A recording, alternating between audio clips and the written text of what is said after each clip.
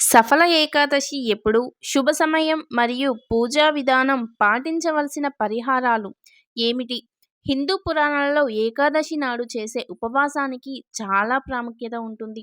ప్రతి సంవత్సరం 24 ఏకాదశులు ఉన్నాయి.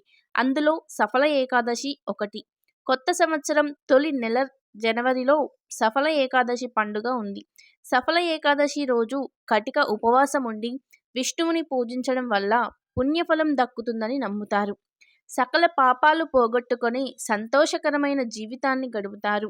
మరణించిన తర్వాత విష్ణులోకంలోకి ప్రవేశించే అవకాశం లభిస్తుందని చెప్తారు. సఫల అంటే అభివృద్ధి అని అర్థం. సఫల ఏకాదశి రోజు ఉపవాసం ఉండి పూజ చేసుకుంటే అన్ని పనుల్లోనూ విజయం సాధిస్తారు. సఫల ఏకాదశి ఎప్పుడు వచ్చింది? 2024 జనవరి 7వ తేదీన సఫల ఏకాదశి వచ్చింది.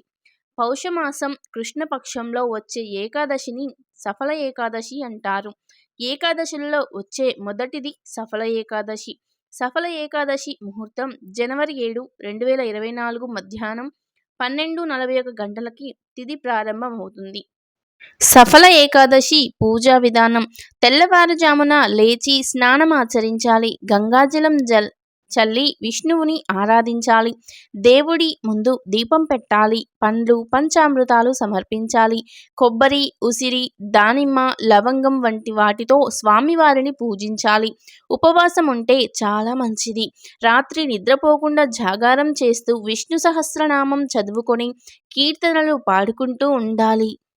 మరుసటి రోజు స్నానం చేసిన తర్వాత బ్రాహ్మణుడికి ఆహారం పెట్టాలి. వారి ఆశీర్వాదం తీసుకున్న తర్వాత ఉపవాసం విరమించాలి. ఉపవాసం చేస్తున్న రోజు మంచం మీద కాకుండా నేలపై పడుకోవాలి. మాంసం, వెల్లుల్లి, ఉల్లిపాయలు ముందు రోజు నుంచి తినడం మానేయాలి.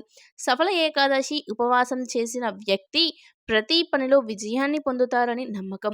సఫల ఏకాదశి ప్రాముఖ్యత: సఫల ఏకాదశి ప్రాముఖ్యత గురించి శ్రీకృష్ణ భగవానుడు స్వయంగా ధర్మరాజు యుధిష్ఠిరునికి బోధించారు.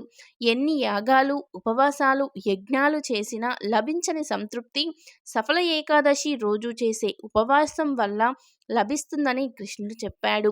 అందుకే చాలామంది ఈరోజు తప్పనిసరిగా ఉపవాసం ఉంటారు. పుణ్యఫలం, మోక్షం లభిస్తుందని విశ్వసిస్తారు.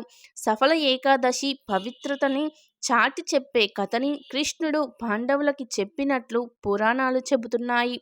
వీడియో నచ్చితే తప్పకుండా లైక్ చేయండి. మరిన్ని మంచి వీడియోస్కి మన ఛానల్ని సబ్స్క్రైబ్ చేసుకోండి. Thank you for watching.